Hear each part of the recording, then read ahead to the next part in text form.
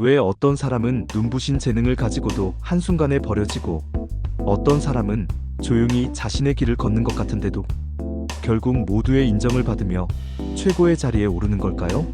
실력이 성공을 보장하지 않는 이 냉정한 현실 속에서 우리는 무엇을 놓치고 있는 걸까요?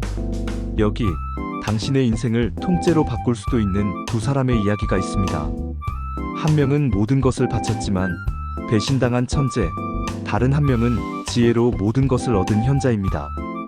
이 이야기가 끝났을 때 당신이 지금 어떤 길을 걷고 있는지 돌아보게 될 겁니다. 첫 번째 이야기, 천재 개발자 준혁.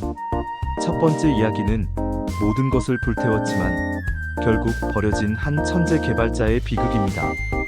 IT 스타트업 업계의 전설처럼 불리던 개발자 준혁이 있었습니다. 그는 코드의 마법사라 불릴 만큼 뛰어난 실력을 가졌죠. 하지만 그의 회사는 경쟁사에 밀려 존폐의 기로에 섰습니다.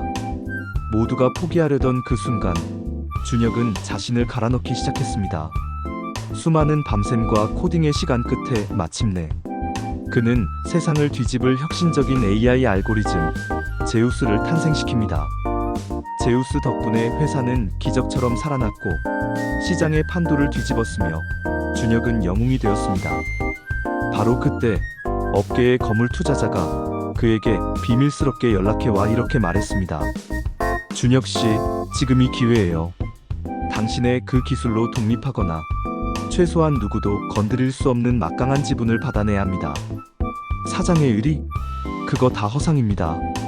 당신의 미래를 위한 최소한의 안전장치를 만드세요. 하지만 준혁은 순수한 열정을 가진 사람이었습니다. 그는 이렇게 답하며 황금 같은 조언을 거절했죠. 저를 믿어준 분들을 배신할 수 없습니다. 지금은 회사를 키우는 게 먼저입니다. 결과는 어땠을까요? 회사는 유니콘 기업으로 성장해 화려하게 상장했습니다.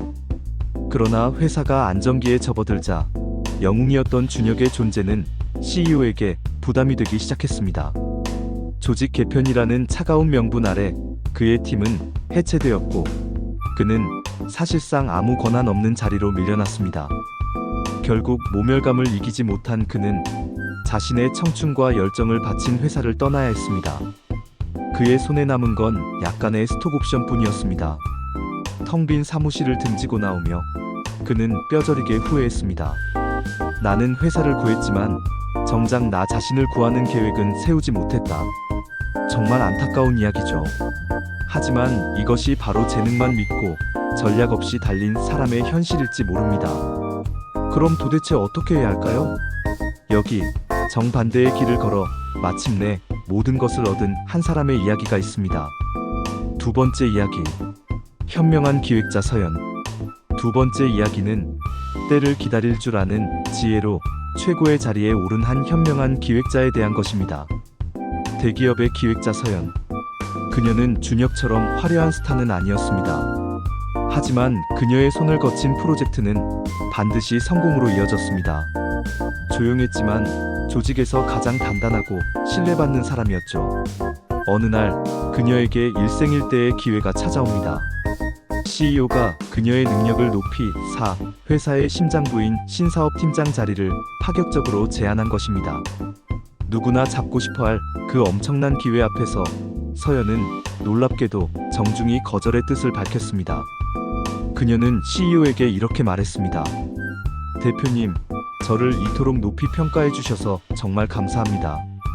하지만 저보다 경험 많은 선배님들이 많습니다.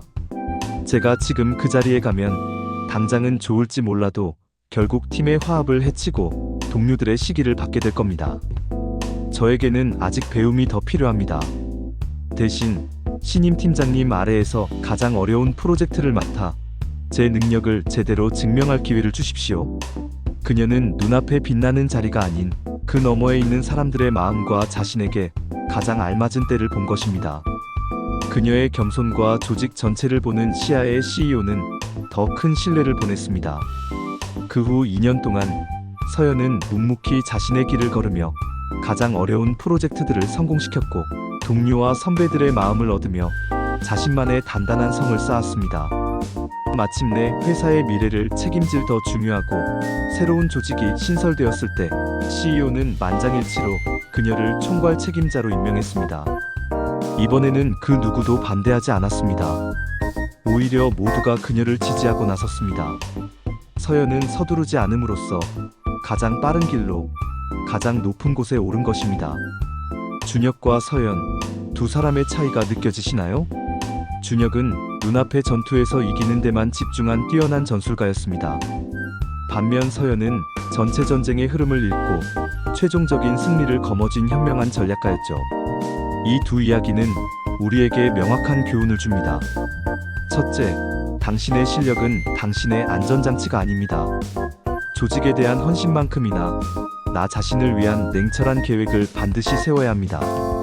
둘째, 때로는 아니오라고 말하는 용기가 최고의 기회를 만듭니다. 모든 기회가 내게 약이 되지는 않습니다. 셋째, 자리를 탐하지 말고 신뢰를 쌓으십시오. 결국 사람이 당신의 가장 큰 자산이 될 겁니다. 전투에서만 이기는 전술가로 남을 것인가? 전쟁에서 승리하는 전략가로 거듭날 것인가? 그 선택은 바로 당신에게 달려 있습니다. 오늘의 지혜가 마음에 와닿으셨다면 구독과 좋아요로 저희 채널에 힘을 실어주세요. 당신의 삶을 위한 더 깊은 통찰로 다시 찾아뵙겠습니다. 감사합니다.